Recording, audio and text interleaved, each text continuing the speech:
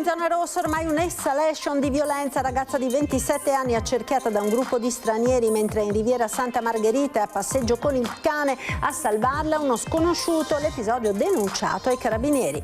L'ira del sindaco Conte: mercoledì annullati tutti gli impegni per essere presente al comitato in prefettura. Chiederò la proroga della zona rossa e un cambio di passo delle forze dell'ordine. Tragedia questa mattina a Teglio Veneto, dove l'esplosione di una bombola di gas ha provocato il crollo di un'abitazione. Morto sotto le macerie il proprietario 65enne. Attentato incendiario ad Enego, nel mirino il cronista Adriano Cappellari, che aveva scritto un articolo in solidarietà di Don Patriciello, il parroco anticamorra, minaccia anche alla premier Meloni. Sorprende i ladri in casa, 62enne preso a pugni e ferito alla testa con una lama. L'episodio nella notte alle porte di Bassano. È stato negato alla 77enne trevigiana affetta da un tumore in fase terminale l'accesso al suicidio medicalmente assistito. La denuncia dell'associazione Scoscioni: nessuna visita, la replica dell'ULSS 2. Temporali anche di forte intensità, grandinate, vento, colpite con più intensità pedemontana e zona nord di Treviso. Decretata l'allerta gialla fino alle 14 di domani. Grande festa rosa a Roncade per la partenza della seconda tappa del Giro d'Italia Women. Dalla marca Caorle Sport e Festa a vincere la tappa ancora Elisa Balsamo, che conserva la maglia rosa. Buonasera, ben ritrovati con l'edizione di Treviso dei nostri telegiornali. Nella zona rossa è ormai un'escalation di violenza. Venerdì sera la scazzottata in Corso del Popolo, contemporaneamente disordini in via Roma e in Riviera. Una ragazza che alle 8 di sera faceva passeggiare il cane appunto in Riviera Santa Margherita è stata accerchiata da un gruppo di giovani che hanno iniziato a farle pesanti apprezzamenti. Mia figlia tra le 19.45 e le 20 stava portando a passeggio il cane in Riviera. All'altezza di via Tommaso da Modena è stata avvicinata da questo gruppo, saranno stati 8-10 di personaggi non italiani, visibilmente alterati, tutti con bottiglie di alcolici, birra in mano, e hanno cominciato a fare apprezzamenti poco gradevoli. A parlare e a raccontare quello che è accaduto alla figlia 27enne è una residente di via Roma, toccata in prima persona dall'escalation di violenza registrata negli ultimi giorni tra la stazione Ponte San Martino e Corso del Popolo. La ragazza ha cercato di ignorare il gruppetto, che si è fatto a quel punto ancora più minaccioso. Per fortuna passava questo ragazzo residente in zona che ha capito il momento di paura e di difficoltà di mia figlia. Ha fatto finta di conoscerla, si è messo a parlare e l'ha gradatamente allontanata dal gruppo finché è riuscita a ritornare a casa, diciamo senza portare conseguenze, se non lo spavento enorme e la consapevolezza che adesso diventa veramente rischioso anche scendere durante il giorno semplicemente per portare fuori il cane o per uscire di casa. E questo francamente è intollerabile. L'episodio è stato denunciato ai carabinieri e segnalato via email a sindaco e polizia locale. La giovane sta fisicamente bene, ma emotivamente è molto scossa. La madre parla di situazione ormai degenerata. In questo momento bisogna cercare di intervenire immediatamente, perché non è più gestibile. In qualsiasi ora del giorno ci sono risse. Nel 2025, continua, l'istituzione della zona rossa aveva dato risultati concreti, ora non più. Rispetto all'istituzione della zona rossa lo scorso anno, dove si era visto assolutamente un miglioramento, quest'anno onestamente non sembra neanche di essere in zona rossa. Venerdì, nella stessa serata della scazzottata in Corso del Popolo, in via Roma altri disordini al pub, con i residenti dei condomini intorno esasperati da urla e schiamazzi e il titolare costretto a chiamare più volte le forze dell'ordine. C'era un gruppo di marocchini, mi è stato detto, che hanno attaccato briga con un gruppo di turisti tedeschi venendo alle mani e questi erano talmente terrorizzati che non volevano neppure alzarsi dal pub per raggiungere l'albergo per paura di essere poi aggrediti. Un quadro che fa infine dire alla mamma della ragazza accerchiata dal branco: bisogna veramente che la situazione venga presa in mano, che ci siano dei presidi fissi e che ci sia un controllo costante durante tutto l'arco della giornata. Non possiamo lasciare che la zona degeneri così. So che non è l'unica, so che è ovunque, però noi abitiamo qua e non possiamo tollerare più. Un passo indietro nel controllo e nella sicurezza della città che il sindaco Conte definisce inammissibile. Mercoledì in prefettura chiederà la proroga della zona rossa, un'azione più efficace da parte delle forze dell'ordine. Mercoledì c'è in programma il Comitato Ordine e Sicurezza e chiederò innanzitutto di confermare la presenza dell'istituzione della zona rossa. Ho annullato tutti i miei impegni anche perché voglio essere presente in prima persona per ribadire la necessità di rafforzare la presenza delle forze dell'ordine nel nostro territorio, soprattutto in quei quadranti che hanno evidenziato maggiori criticità. Quindi non ci sono più giustificazioni. Giustificazioni finite, ognuno si prenda la propria responsabilità. Di fronte ai continui episodi di intemperanza, se non aperta violenza che da giorni si verificano tra la stazione e Piazza Borsa, il sindaco Mario Conte lancia un messaggio forte e chiaro: così non va, la pressione sui soggetti che continuano a provocare disordini va aumentata. Negli ultimi giorni ci sono stati questi episodi che quindi ci hanno fatto fare un passo indietro rispetto alla sicurezza della nostra città, cosa che non è assolutamente tollerabile. Già in questi giorni telefonicamente ho sollecitato prefetto e questore di incrementare i controlli. Io ho disposto una presenza importante da parte della nostra polizia locale, però è altrettanto vero che serve una reazione da parte delle forze dell'ordine. Ed è questa la posizione che Conte intende portare mercoledì in prefettura al tavolo del comitato provinciale.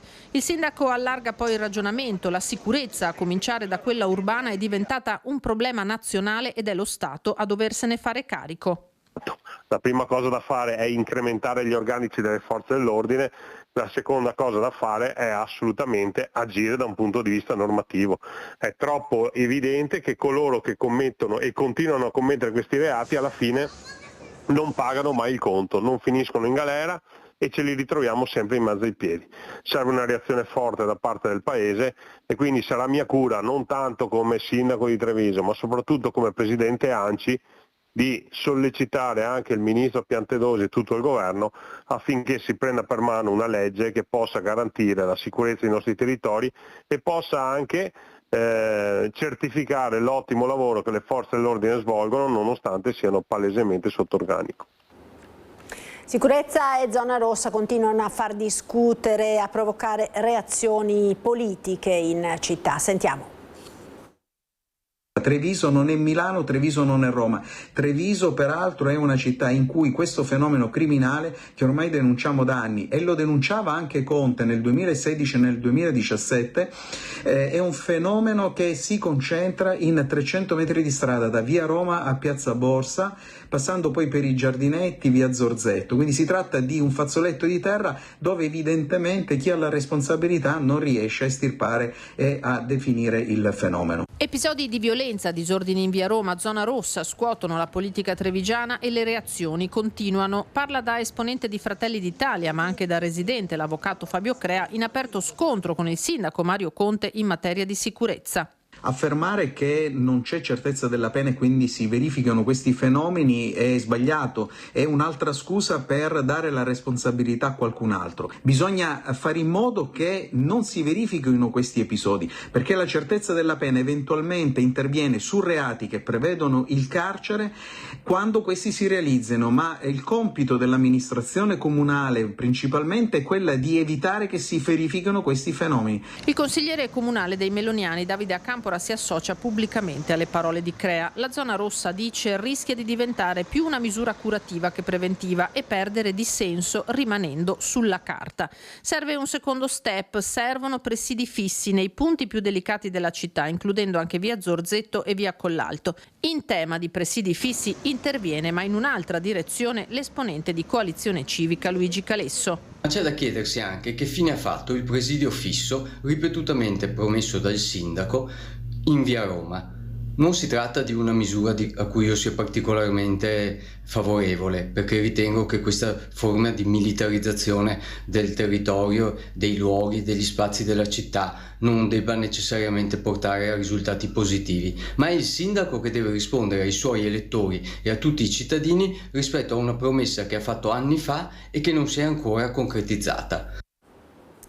La cronaca ora ci porta nel Veneto orientale con la tragedia che si è verificata questa mattina a Teglio Veneto, dove l'esplosione di una bombola di gas ha provocato il crollo di un'abitazione. Morto sotto le macerie il proprietario, 65enne, illesa ma sotto shock la moglie.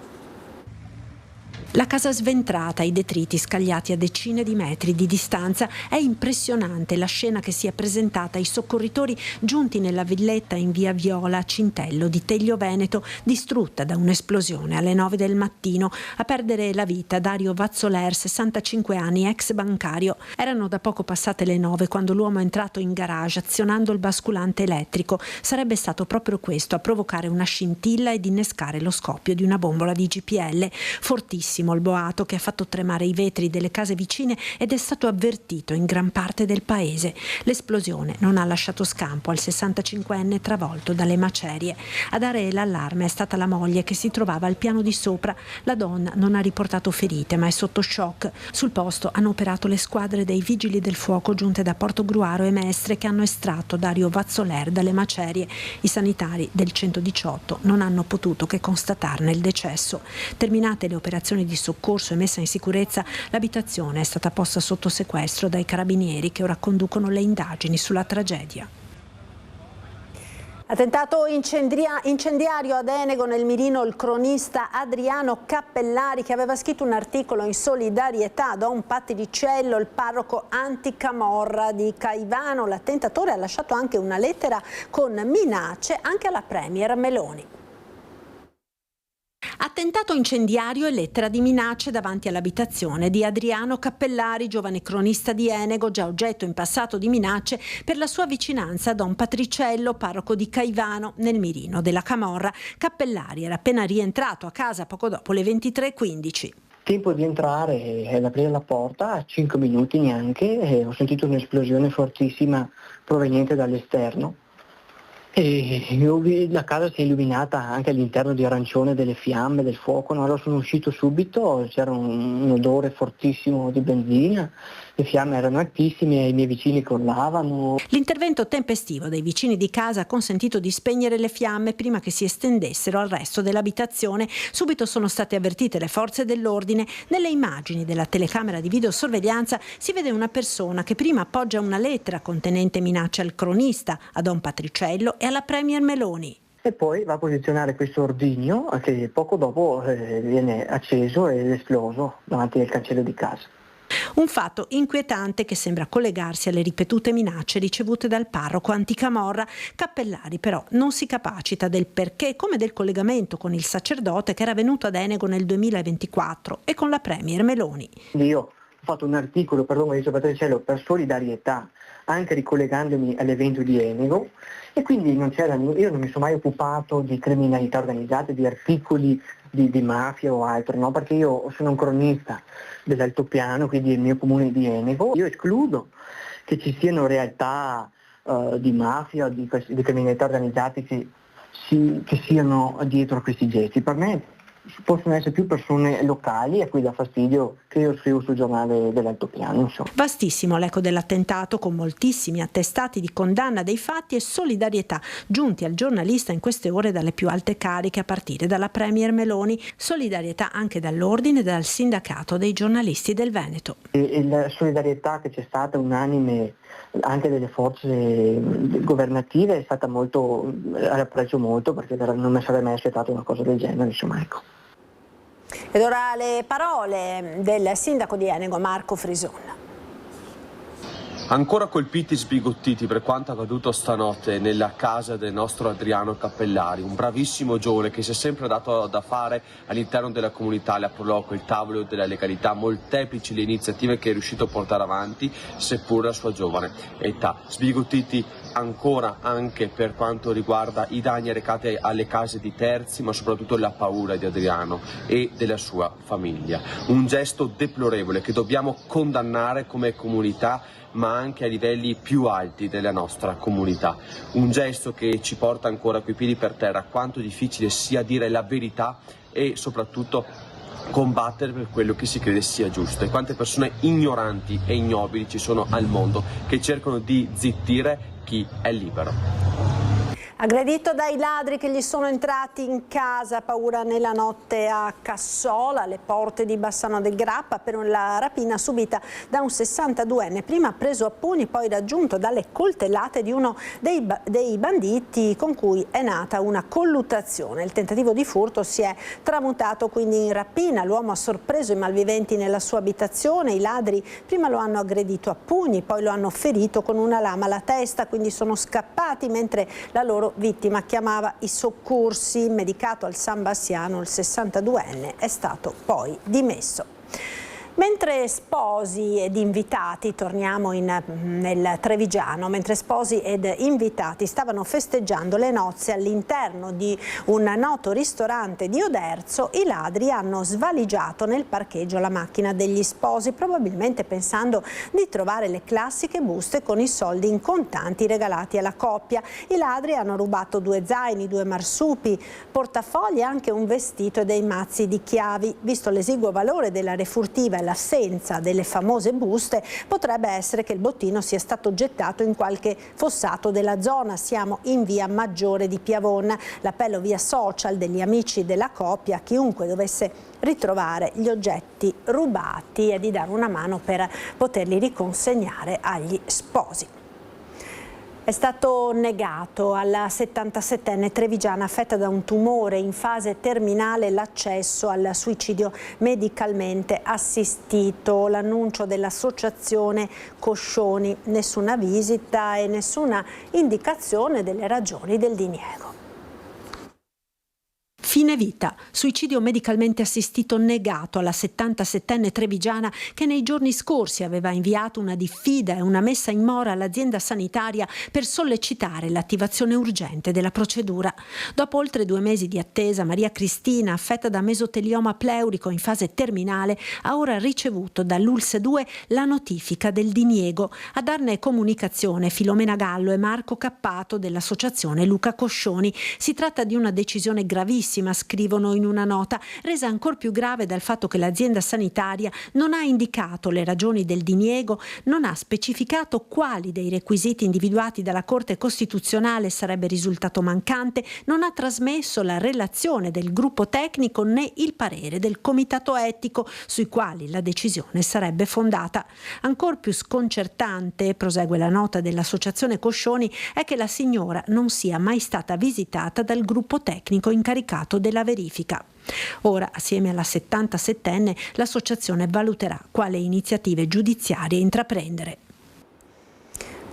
E in una nota l'ULSS 2, esprimendo la più profonda vicinanza umana alla paziente, precisa che le valutazioni destinate a valutare i 4 requisiti richiesti dalla legge per accedere al suicidio medicalmente assistito sono state demandate ad organismi tecnici e bioetici indipendenti. L'esito della procedura amministrativa e sanitaria è la risultante di un esame rigoroso e non di scelte arbitrarie e discrezionali. Il gruppo tecnico multidisciplinare ha operato analizzando in modo approfondito l'intera e dettagliata documentazione clinica della paziente. Indipendentemente dall'esito di specifiche istanze giuridiche, l'obiettivo prioritario di questa USL, continua la nota dell'azienda sanitaria, rimane la presa in carico globale della paziente. Viene garantito e potenziato ogni sforzo sul piano delle cure palliative, del supporto psicologico e della terapia del dolore, volti a lenire la sofferenza e a preservare la miglior qualità della vita possibile in questa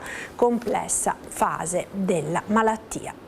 Ci fermiamo ora per la pubblicità, linea alla regia, ci vediamo tra pochissimo con l'allerta meteo e le grandinate che sono già cadute nel pomeriggio in parte della provincia.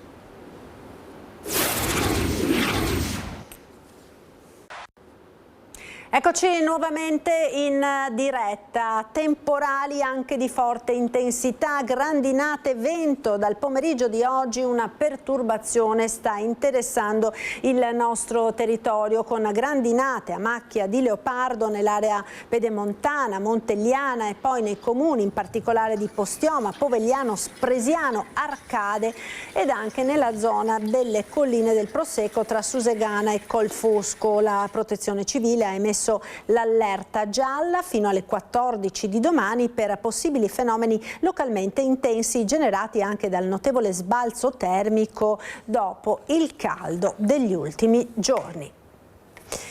Grande festa a Colle Umberto per l'inaugurazione della locale scuola media ristrutturata, un'opera da 3 milioni di euro con un'aula magna a disposizione della cittadinanza. Ma è vero che questa notte non ho neanche dormito. È vero. Perché?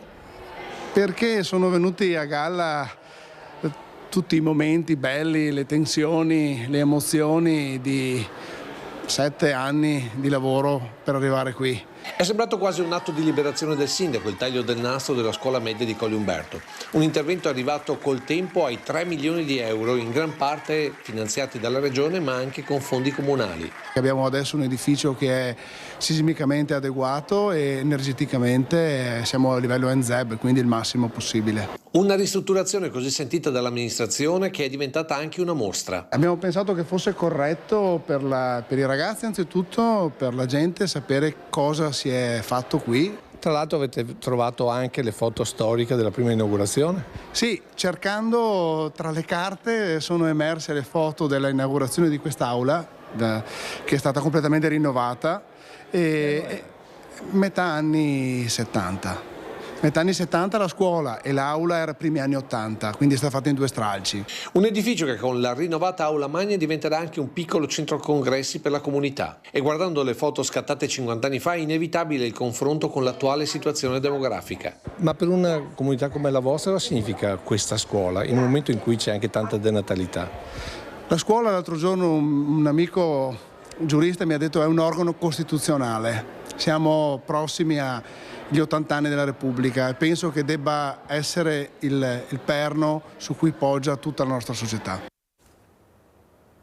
Nuovo avvistamento dell'esemplare di orso presente nell'area dell'altopiano di Asiago. 7 comuni è stato scoperto la scorsa notte dalla regione del Veneto. L'uccisione di 2 capre nel territorio comunale di Enego ha destato l'attenzione degli operatori della polizia provinciale che hanno installato una fototrappola in prossimità di una delle carcasse delle capre pedate. Bene, intorno alle 22:30 della scorsa notte l'orso ha fatto ritorno sul posto entrando nel recinto e mangiando i resti dell'animale. Lo vedete nelle immagini della fototrappola. Si tratta molto probabilmente del medesimo giovane maschio monitorato nelle scorse settimane. La presenza dell'orso nel territorio veneto rimane un fenomeno sporadico, sottolineano dalla regione con l'assessore Bond, che raccomanda di mantenere comportamenti corretti nella gestione di rifiuti, fonti alimentari, animali domestici e strutture zootecniche, evitando di creare situazioni che possano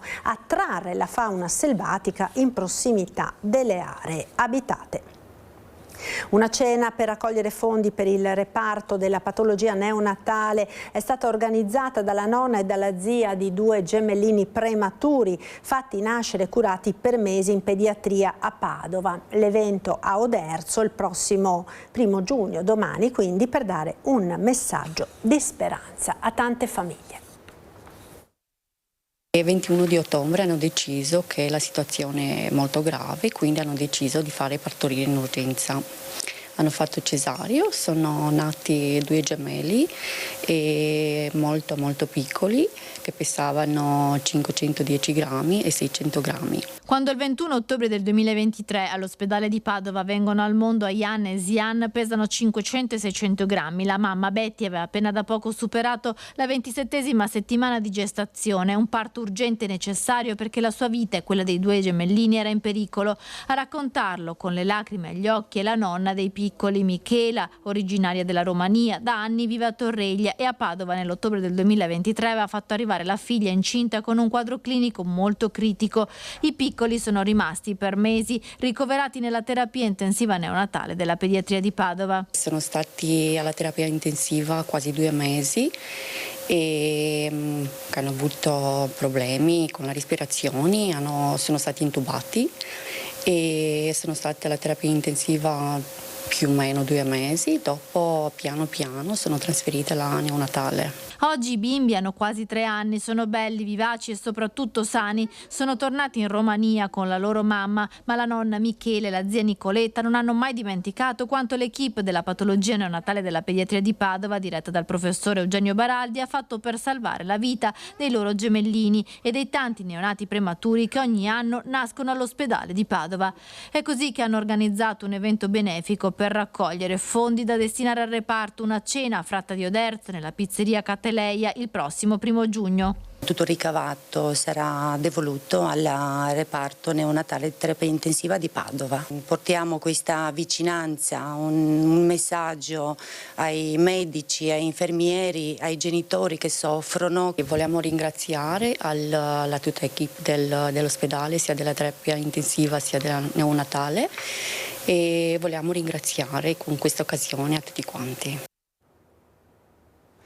Ed ora una notizia giunta poco fa in redazione: tragedia nel tardo pomeriggio di oggi a Castello di Godego, dove un uomo di 74 anni ha perso la vita a causa di un malore improvviso che lo ha colto mentre stava lavorando in campagna vicino alla propria abitazione. A lanciare l'allarme è stata la moglie, preoccupata nel non vederlo ritornare a casa. Purtroppo all'arrivo dei soccorsi per l'uomo non c'era nulla da fare, non hanno potuto far altro che constatare il decesso dell'anziano.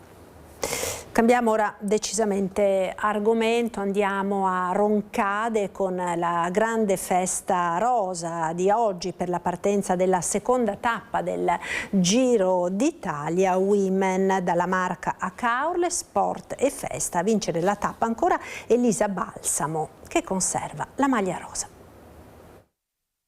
5, 4, 3, 2, 1, parte la seconda tappa del Giro d'Italia Women by Italian Trade Agency da Roncade a Caorle per 156 km. È partita da Roncade la seconda tappa del Giro d'Italia Women, 156 km che dalla cittadina trevigiana hanno portato le atlete fino a Caorle, attraversando la Marca ed il Veneto orientale, con passaggio sul muro di Cadelpoggio, la celebre salita trevigiana che torna a vivere ad appena 3 giorni dal passaggio del Giro maschile la festa, stavolta con il Gran Premio della Montagna dell'edizione Women.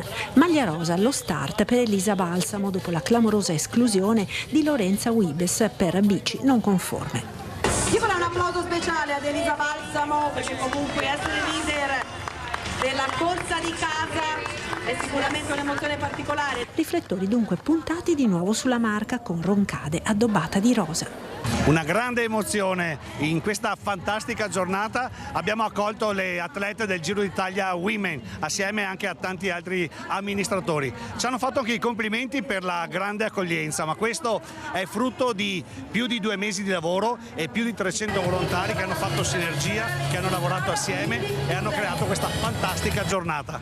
Per Roncade è un grande momento per far conoscere all'Italia intera, ma non solo, le bellezze che abbiamo. Numerosi gli amministratori che hanno assistito alla partenza delle ragazze per una manifestazione sportiva che ha visto un grande impegno di promozione della Regione Veneto.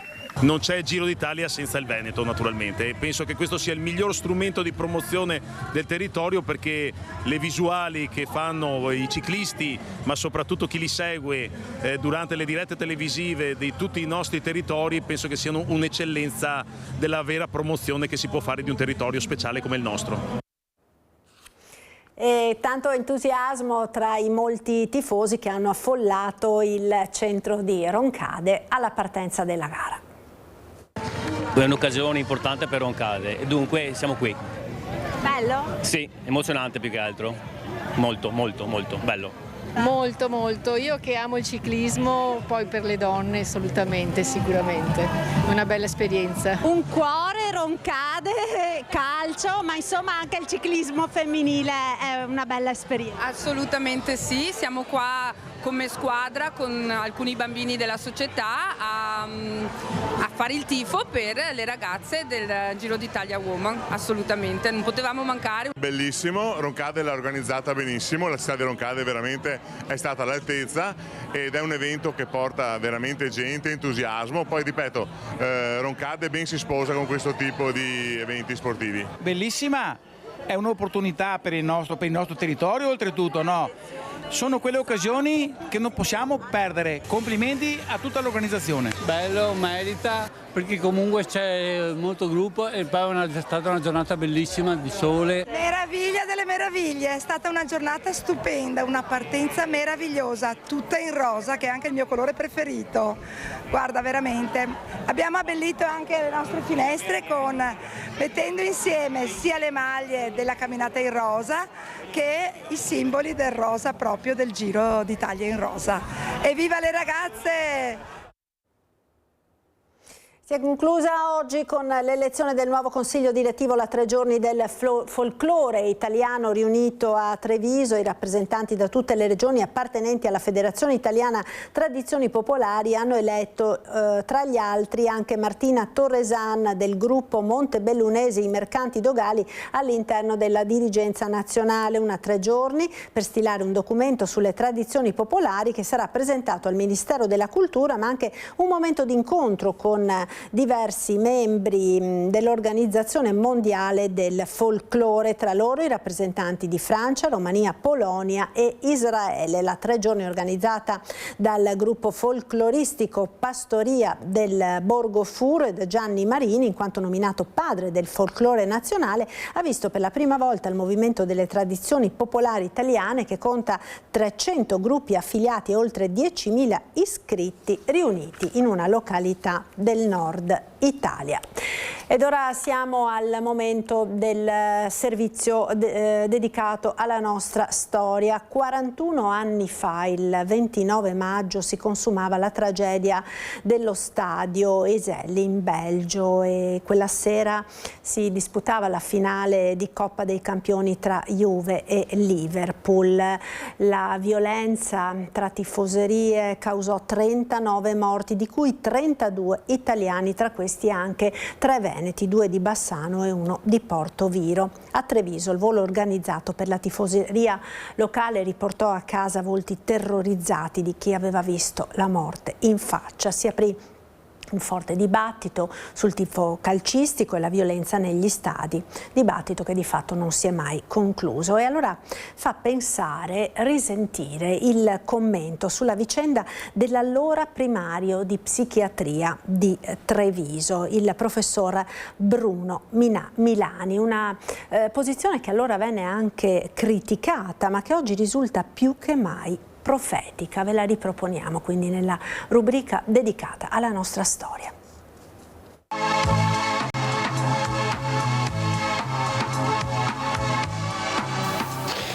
È tempo di riflessione. Le salme dei tifosi juventini sono state spedite in Italia da Bruxelles.